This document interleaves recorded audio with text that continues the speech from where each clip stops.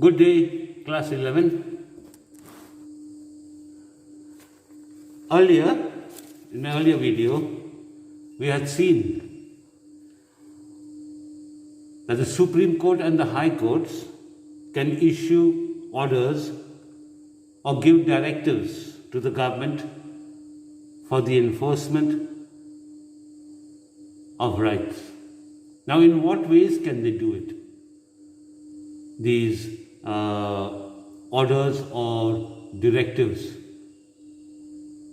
How can the court give these directives or orders? It says the court can issue various special orders known as writs. First one, habeas corpus. It means that the court orders that the arrested person should be presented before it.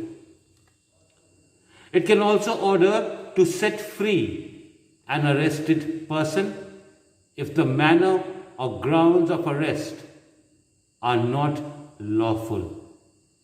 That is habeas corpus. Writ of mandamus.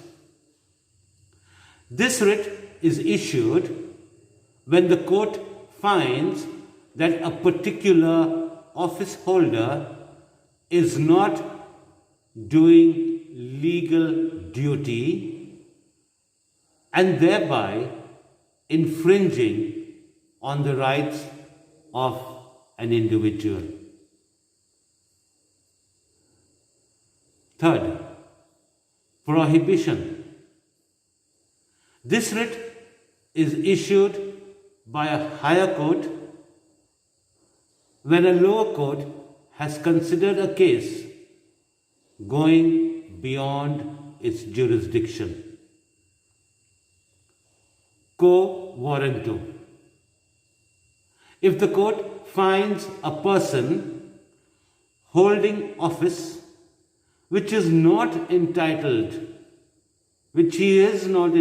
to hold, it issues the writ of quo warranto and restricts that person from acting as an office holder.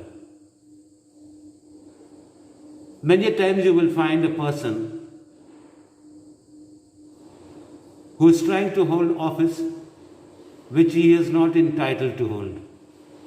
So in this case, the court will issue a writ known as quo warranto, and this restricts the person from acting as an office holder.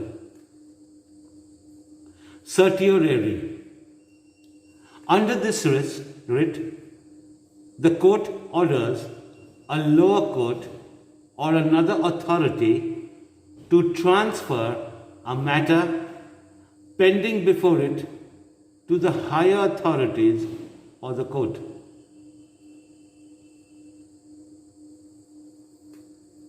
As years passed, apart from the judiciary, many other mechanisms have been created for the protection of rights, like the National Commission on Minorities, the National Commission on Women, the National Commission on Scheduled Castes, etc. What is the duty of these mechanisms? These institutions protect the right or the rights of minorities, of women and Dalits. The National Commission on Human Rights has also been established by law. Why?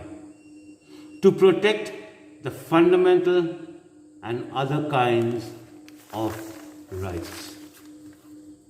So now the courts also find it a little easier to deal with such matters. Now we move on to the directive principles of state policy. What are these directive principles? The goals and objectives that we as a society should adopt. Second, certain rights that individuals should enjoy apart from the fundamental rights. Third, certain policies that the government should adopt. The government, from time to time, tried to adopt some directive principles. How did they do this? They passed several zamindari abolition bills, that the zamindari system will no more be prevalent. They nationalized banks, enacted numerous factory laws, fixed minimum wages, promoted cottage and small industries, provisions for reservation for the upliftment of the scheduled caste and scheduled tribe. These efforts give effect to the directive principles. This also includes right to education, formation of Panchayati Raj institutions all over the country, and also even the midday meal schemes. Now we shall learn about the relationship between fundamental rights and directive principles of state policy. These are complementary to each other. How? How are these two complementary to each other?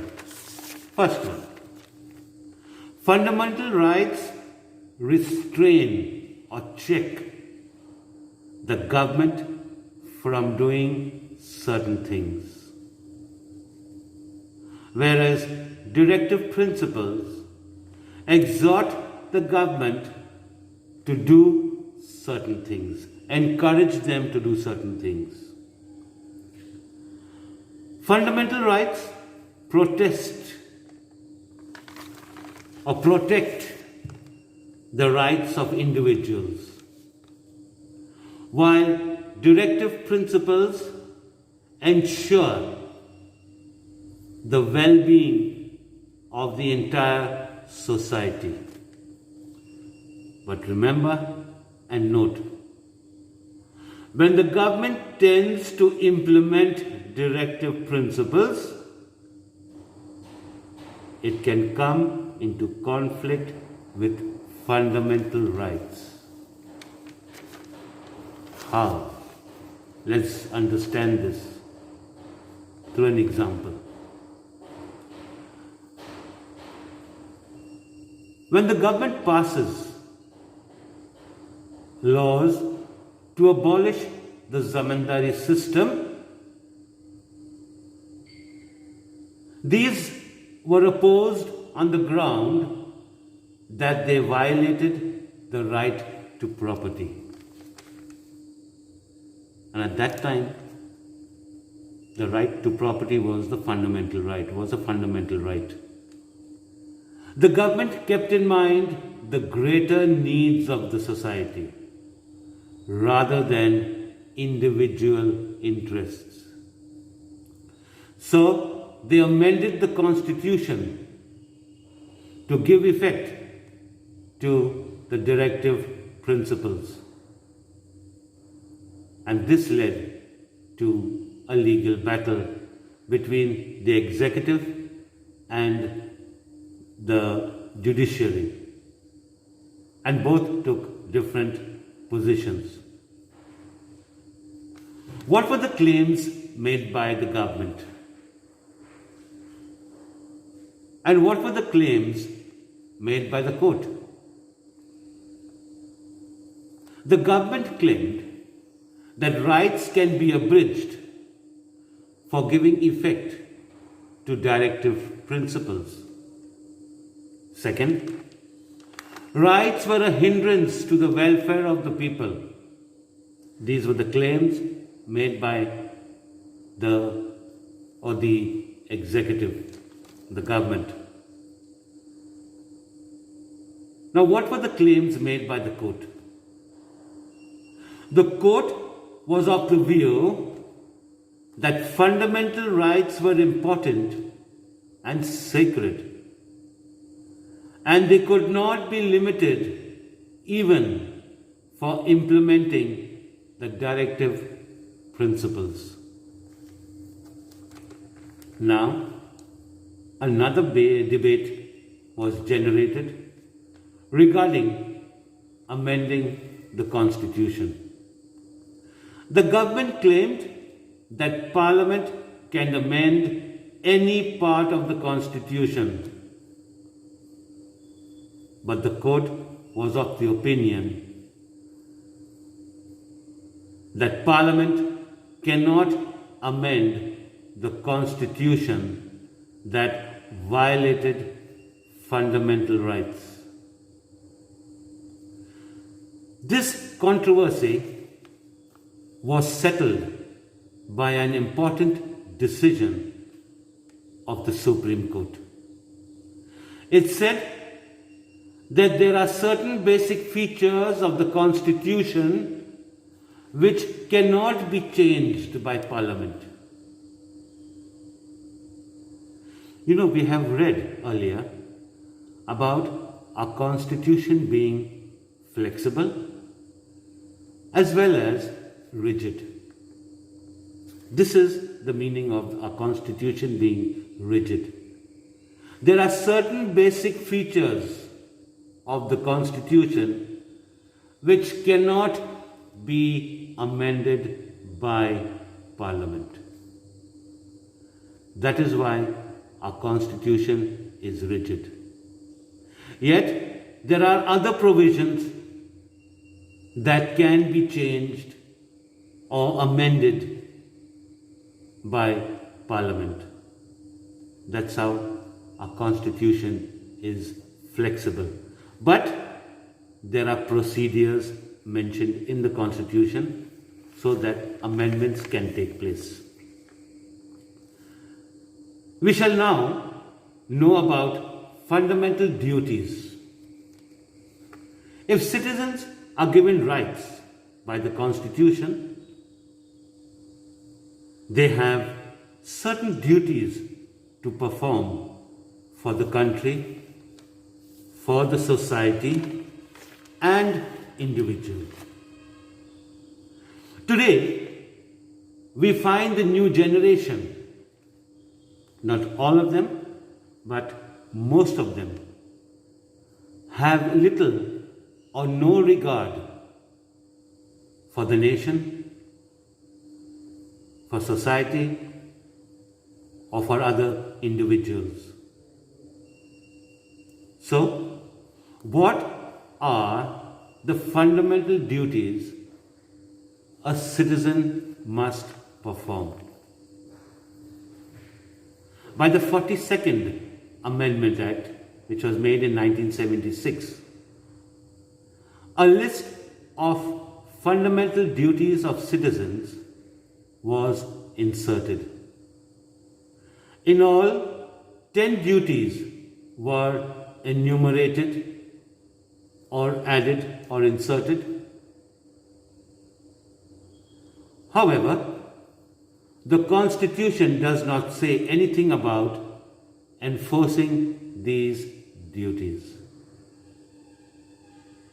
Now, it is for every individual citizen to understand his or her duty towards the country, towards the nation. In short, let's take the duties in short.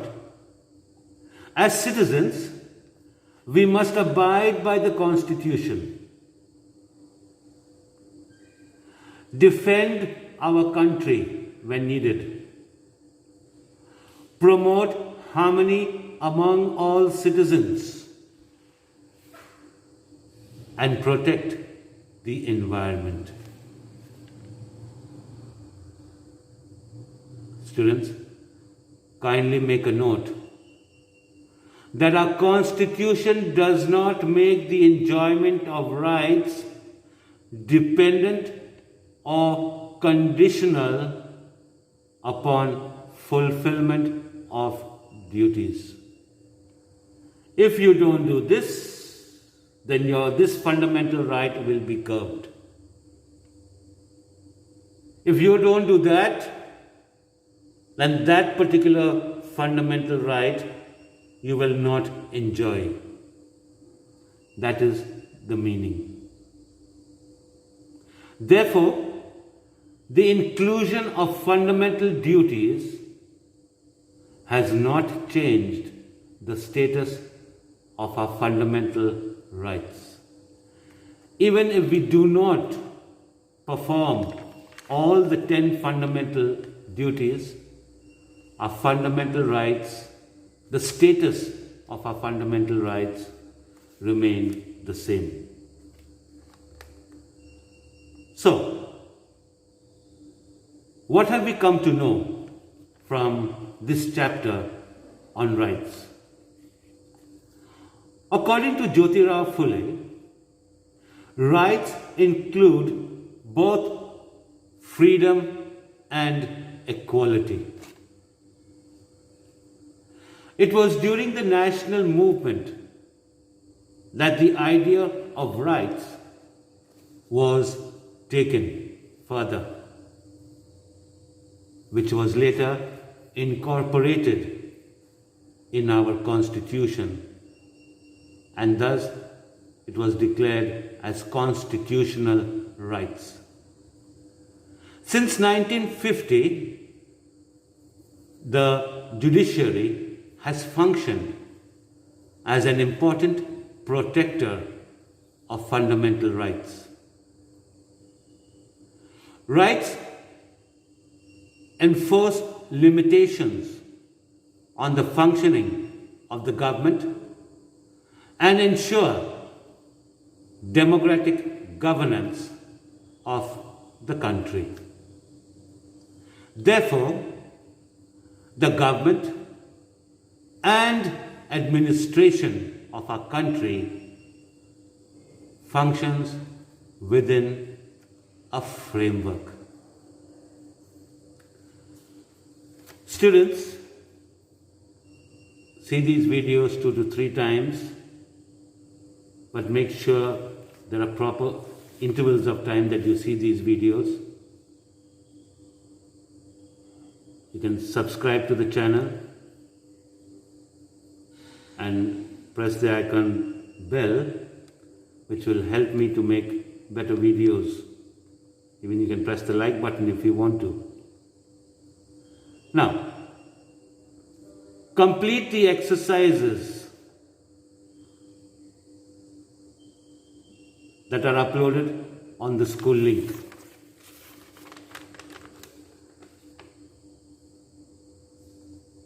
The next videos I'll be making on chapter 3. This is part A. We are dealing with part A, the Indian Constitution. Exercises 2 are uploaded. So do your work neatly. Complete your work. Right?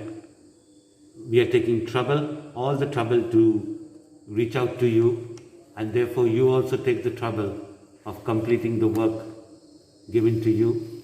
You have any problems, please contact me personally. There is no problem there.